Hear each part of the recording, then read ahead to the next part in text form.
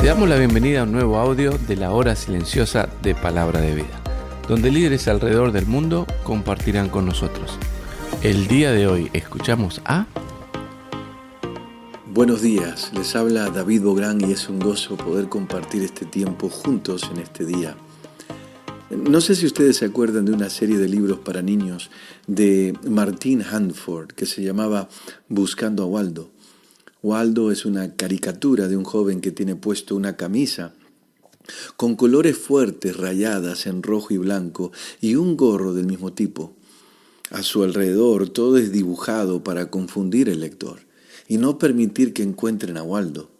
Todo esto es preparado como parte de la diversión de encontrar a Waldo a cualquier costo. En muchos de los casos, esto es lo que les pasaba a los discípulos en Mateo capítulo 13. Ojalá que ya has leído la porción que nos corresponde para este día, de los versículos 1 al versículo 23. Los discípulos le preguntaron a Jesús en el versículo 10, ¿por qué les hablas por parábolas? Ellos en parte estaban queriendo que el Señor les hablara, no como a alguien que trata de encontrar a un Waldo en medio de un contexto confuso y desorientado, sino con claridad humana. Habla claro una vez por todas, Señor, estaban diciendo los discípulos, o era lo que sentían adentro. ¿Y tú? Esto tal vez es lo que te pasa a ti. Tú escuchas o lees la palabra de Dios y no entiendes. Y entonces le dices al Señor, si eres real o si eres el Dios verdadero o el Dios de toda verdad, revélate con claridad. La palabra parabolei en el griego habla de poner algo al lado de otro. Una historia que es usada para comparar. En la matemática se usa para hablar de dos curvas que son iguales. Las parábolas en la Biblia son historias de la vida real puestas al lado de la verdad de Dios. Una parábola toma una realidad y lo compara con otra. Típicamente se toma una realidad natural poniéndolo al lado de una verdad celestial. El Señor, a través de esta parábola del sembrador, muestra claramente la necesidad urgente de una regeneración interna que es producida por los efectos del poder de la semilla en mí. Es una necesidad de un nacimiento nuevo. Pero no nacer de sangre o de voluntad de carne, ni por voluntad de varón, como nos dice Juan en Juan capítulo 1, versículo 13, sino nacer de Dios. Es un nacimiento de arriba. Esto simplemente significa el acto mismo de Dios, a donde una nueva vida es impartida a la persona que confía en Cristo como su Salvador. La regeneración me da la misma vida de Dios, la misma naturaleza de Dios en mi ser y me da permiso de entender las profundidades de Dios. Por esto, era necesario declarar esta verdad a los que oían, permitiendo así la edificación de las demás verdades que se encontrarían en las 7 parábolas siguientes en el capítulo 13. El Señor demuestra su gran bondad aquí, explicando la parábola del sembrador a sus discípulos.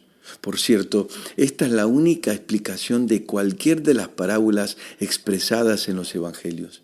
Jesús explica con claridad de lo único que cambia cuando la semilla es plantada. El labrador, quien es Dios, no cambia. La semilla, cuál es la verdad de Cristo o el evangelio mismo, tampoco cambia. Lo único que cambia son los receptores de esta semilla, el corazón de las personas. Jesús en este pasaje describe las 4 tierras o los 4 corazones a donde puede aterrizar la semilla. Comenzamos en el versículo 19 descubriendo la primera tierra o el primer corazón. El Señor dice, cuando alguien oye la palabra del reino y no la entiende, viene el maligno y arrebata lo que fue sembrado en su corazón. Este es el que fue sembrado junto al camino. Aquí Jesús describe una tierra endurecida o un corazón endurecido. Estos son los que escuchan la palabra, pero rechazan el Evangelio y todo lo que el Evangelio ofrece, porque no quieren saber nada de Jesús. Ellos, al escuchar la verdad, permanecen endurecidos porque Satanás se ha encargado de plantar dudas o simplemente distraerlos con cualquier otra cosa que no sea de ver la necesidad que tienen de la verdad. No necesariamente es algo malo, pero algo que se vuelve un obstáculo evidente para no prestar atención. Ahora el Señor sigue en el versículo 20 y 21 y nos da la segunda tierra o el segundo corazón. Él dice estas palabras: y el que fue sembrado en pedregales es el que oye la palabra y enseguida la recibe con gozo, pero no tiene raíz en sí, sino que es de poca duración, y cuando viene la aflicción o la persecución por causa de la palabra, enseguida tropieza. Aquí específicamente Jesús está hablando de un terreno superficial o una tierra superficial, un corazón superficial. Estos son personas que escuchan y dicen que han recibido el Evangelio, pero es una decisión sin raíces. Estas son personas que solo deciden creer en Jesús con tal de estar sin problemas o porque quieren ir al cielo cuando mueran. Lo que es interesante es que al comienzo parece tan convincente su decisión, pero después esta misma se marchita. Alguien dijo: la prueba de una fe verdadera no descansa en la intensidad del comienzo, sino su persistencia al pasar el tiempo. El aparentar ser discípulo es muy fácil. Por ejemplo, Judas Iscariote jugó el papel tan bien de un seguidor de Cristo, tanto que cuando Jesús anuncia que uno de los discípulos lo iban a traicionar en Juan capítulo 13, nos dice en el versículo 22, entonces los discípulos se miraban unos a otros dudando de quién hablaba. Nadie, absolutamente nadie, inmediatamente dijo: ya sabemos de quién hablas, es Judas. El Señor continúa en este pasaje y en el versículo 22 nos describe la tercera tierra o el tercer corazón. Él dice: y el que fue sembrado en espinos, este es el que oye la palabra, pero las preocupaciones de este mundo y el engaño de las riquezas ahogan la palabra y queda sin fruto. Aquí lo que encontramos es un corazón dividido o una tierra dividida.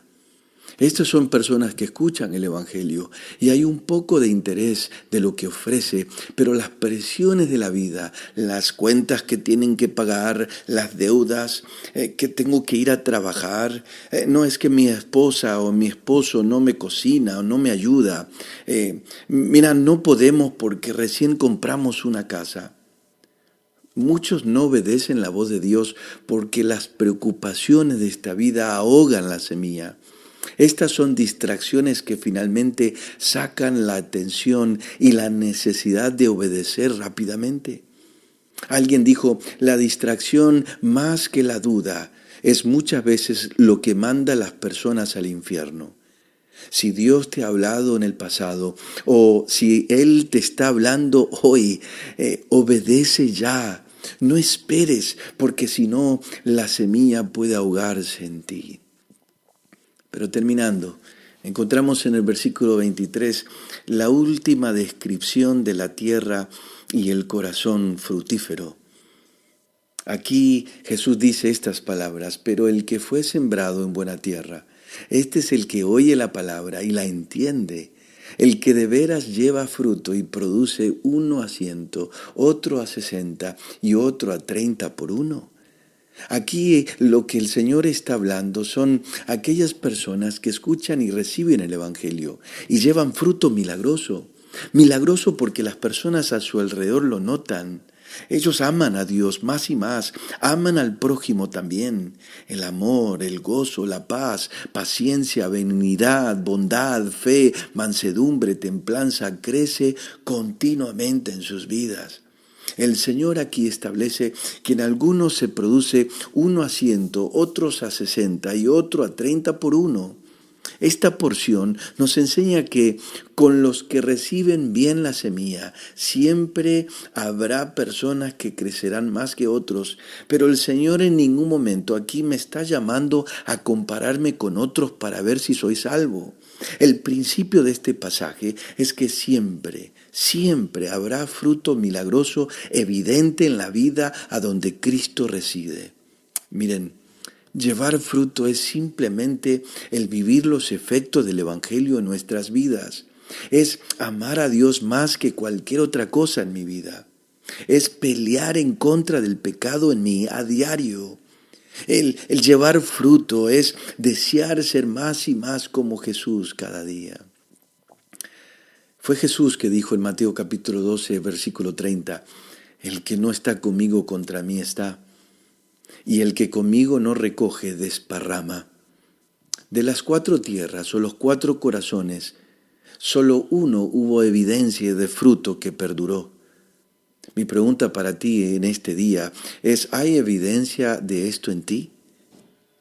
Que al terminar este año e iniciar el nuevo, pueda el fruto milagroso de la semilla poderosa del Evangelio evidenciarse en ti. Espero que sea así. Dios te bendiga. Gracias por escucharnos. Recuerda que este audio no reemplaza tu tiempo a solas con Dios. Te animamos a que escribas tus aplicaciones personales. Hasta mañana.